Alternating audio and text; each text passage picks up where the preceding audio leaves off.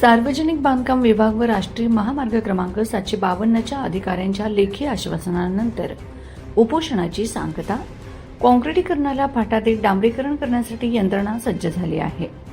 राष्ट्रीय महामार्ग क्रमांक 753च्या कामासाठी आवश्यक असलेली रुंदी अतिप्रमाणात अतिक्रमण बघता ते सध्या तरी शक्य नसल्याने संबंधित विभागाने उपोषणकर्त्यांना समाजातले असता जनतेचा रोष, प्रचंड प्रमाणात होणारी वाहतूक कोंडी आणि धुळीचे लोट लक्षात घेऊन तात्पुरता उपाय म्हणून तात्काळ सटाणा शहरातील मध्यवर्ती बसस्थानक ते जिजामाता उद्यानपर्यंतचा 600 ते 700 मीटरचा रस्ता 4 दिवसात डांबरीकरण करून देण्यात येईल असे लेखी आश्वासन विभागीय अधिकारी सुतार व शेवाळे यांनी दिले आहे.